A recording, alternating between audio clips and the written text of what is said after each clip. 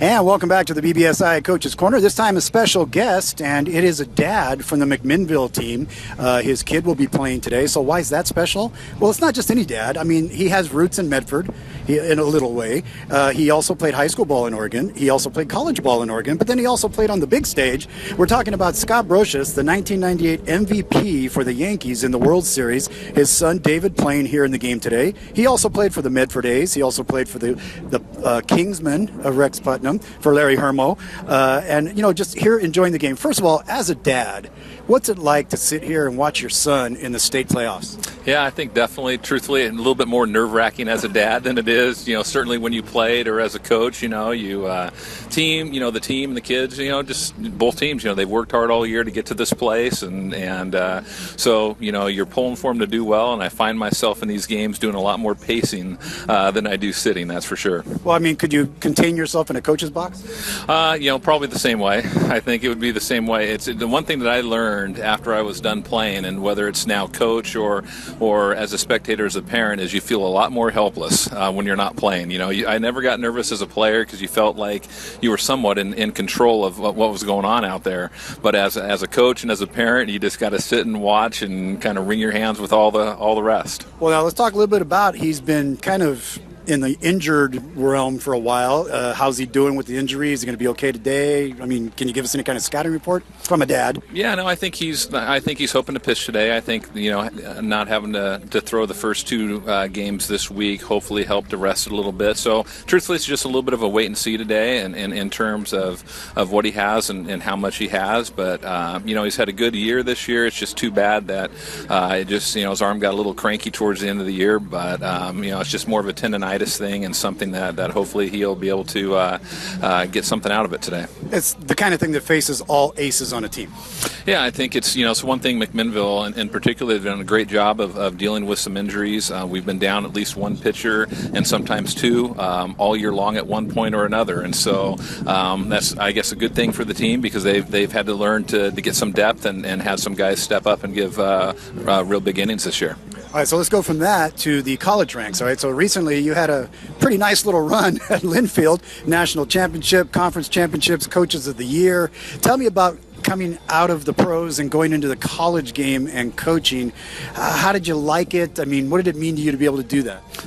For me, it was really special to be able to go back to Linfield where I played and coach there and kind of just go full circle back there as a coach. McMinnville has been our home, and even the years that I played in New York and Oakland and everywhere else, McMinnville was our off-season home, and so that's really where we've raised our kids. That's been home base for us, really our whole married lives.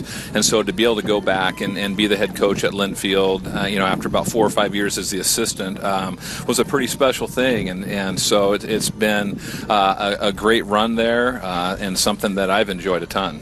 So now let's talk about your Medford experience here. You played for the Medford A's back when they were in the old Harry and David Field, which is a far cry from the new Harry and David Field. Tell me about your time in Medford, guys you played with here, what you remember about being in Medford. No, it's funny. We were driving into town today, and we drove over to the new Harry and David Field just to check it out and take a look. And it's certainly a nice place. And old Miles Field, when it was Miles Field when I played here, it was a firm, kind of bumpy field, and so kind of like what we're standing on. Yeah, so as a rookie ball player, I think the thing that I remember I was telling my wife today as we were driving in, this was one of the scariest days of my life. The first day driving in to professional baseball, not knowing who to ask for, who to look for at the ballpark, and kind of starting your professional career. It's a little bit intimidating, but nothing but great memories from that summer in Medford. Was that the first time you met B.G. Gould? That was the first time. I believe it was the first time. That's certainly where I feel like our history started, and so B.G.'s always been a great Linfield supporter as well, and somebody that we've been able to keep in contact with over the years. So now the Yankee stuff. I'm a lifelong Yankee fan. That's why I wore my jersey today. I mean, back in 1998, I remember so well, you and Derek had that infield on lockdown, and they threw away the key. What was that experience like? I mean, you're a kid. You're growing up. You play baseball. Every kid dreams of playing baseball. And if you're one of the select few, you get to go to the Yankees. I mean, when did you realize that was a reality for you? Yeah, I think it's pretty cool. My first few years in the big leagues, of course, were with Oakland, and in 1997, my last year in Oakland, we were actually the Yankees opening day that year.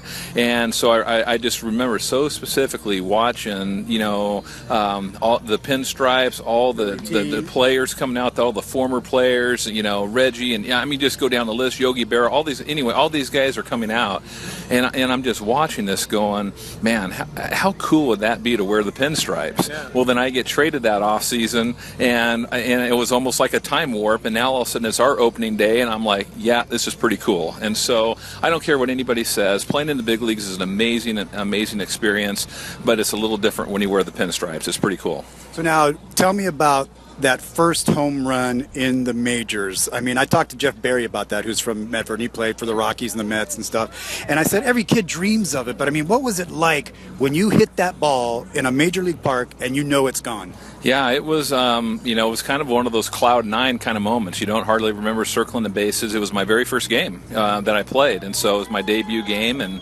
my first at bat I hit a double, and so, kind of the deep breath could happen. I, got the hit out of the way. Yeah, I got that hit out of the way, and then the second at bat was a home run, and it was just like, wow, it doesn't get much better than this. Who'd you hit it off? Brian Holman from the Mariners, and I remember, one thing in particular, Jamie Quirk, who was one of the catchers on the team at that point, and after that second at bat in the home run, he walked over and goes, "This league's kind of easy for you, isn't it?" And I said, "No, believe me, I know I'm coming back down to earth," but I do remember that. It was kind of a really cool moment. So now let's talk about today's game a little bit. Now, your son's team here had a great run, 14-2 in conference, taking on the defending state champ. You've been in those situations where you're facing a very formidable opponent. What does this team have to do today to get the fact they're playing the defending state champs out of their head? How do they just come out and play ball? Yeah, I think number one, you don't think about that part of it too much. It's you're playing a game today, which is no different than any of the games they played this year. The game Monday was equally as important as today. The game Wednesday was equally important as today. And so, at this point, you're playing every game like it's your last game, and so, but to beat a team like this, I think the recipe stays the same: throw strikes, catch the ball, no free base runners, no walks, no errors, and then know that you got to get some hits off a pretty tough pitcher. All right, so here's the last question. I'm hearing all kinds of speculation. What's next for Scott Brosius that you can say? Yeah, it's all well there, and that's, I think I've answered that question more than any other. There's no secrets, there's no hidden agenda, there's no hidden agreement in place anywhere like that we're not talking about. My goal, honestly, is to try to get back on a major league field again. I felt like it's now with David graduating and the house being empty, I would like to get back to that place again, and so none of those possibilities or openings are going to come until December, January during the winter meetings. So there's really no secret deal in place that we're trying to hide or cover up. It's anything you're hearing that's a rumor is. I've heard everything from Washington to Oregon State to the Yankees to, me personally, I'd like you back on the Yankees. Right. No, it's like I said, there's nothing in place. When the phone rings, I'll pick it up. That's the nature of it. You'll pick it up and listen. But I've heard a ton of rumors. I've been tied to a lot of jobs, and I can honestly say there's nothing in place at this point. And so, my goal is we're going to enjoy the rest of the spring and the rest of the summer and kind of chase David around and watch him play before he goes off to college, and then we'll kind of see what happens. And he'll be a Beaver, right? He will be a Beaver. So, yeah, he'll be down the road, and that'll be kind of nice, too, maybe to get a chance to see him pitch a little bit down there. Well, the Pat Casey gig couldn't be bad. Yeah, well, that's like I said. They got a good coach and a guy in place and a very good program. And so, like I said, I would have loved to have him played for me at Linfield, but if it wasn't going to be at Linfield, Oregon State would have been the place I would have chosen too. Great staff and a group of coaches that I trust. All right, Scott Brosius started at Rex Putnam, went from there to Linfield, went from there to the Medford A's, went from there to the Oakland A's, from there to the New York Yankees, back to Linfield. Where next? We'll have to just keep track of it. But today, he's just a dad wearing flip-flops watching his son play ball. Yeah, no, I appreciate it. It's a great drive to get back down here in town again, and we'll love watching the game, and hopefully we'll drive home with a smile today. All right, Scott Brosius on the BBSI Coach's Corner. We'll be back with the rest of our pregame show coming up in just a moment.